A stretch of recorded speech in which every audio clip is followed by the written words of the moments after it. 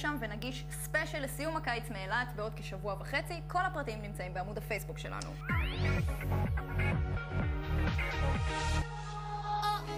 אורחי הקבע של עולם הפתיחות והאירועים היחצניים שוב נאלצו לעזוב את תל אביב.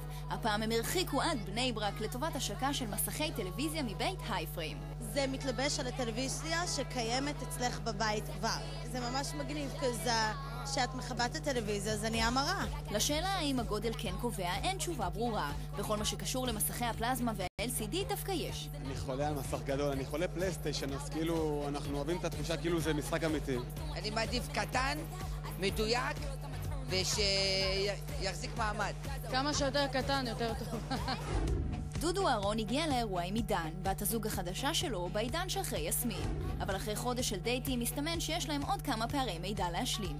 הטלוויזיה אצלכם זה סוג של זמן איכות? תשמעי, בזמן המועט שיש לי, אני לרוב אחרי חצות מדליק את הטלוויזיה. עידן, יש לך זמן? כרגע יש לי המון זמן. היא עכשיו בדיוק סיימה תואר ראשון. עוד לא. הקולגה של דודו, זהבה בן, התייחסה לראשונה לשמועה שאחותה המסוכסכת עם האתי לוי תרוץ למיליון עם המרגנה ישראל בונדק. באמת שרק אתמול שמעתי, אני לא ידעתי על זה שום דבר. אין לי מושג. שיהיה להם בהצלחה. חושבת שיש להם סיכוי לזכות? וכמו בכל מפגש של סלבס עם מסכים, אי אפשר לא להתייחס לסוגיה טעונה וכואבת. מה הטלוויזיה עושה למשקל שלנו? למה היא כל כך משמינה אותנו? אני, מה זה סובלת? עושים לנו עוול, אתה רואה?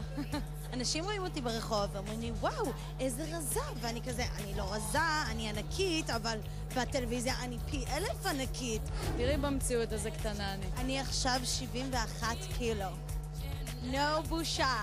סקסי, עסיסית, בריאה.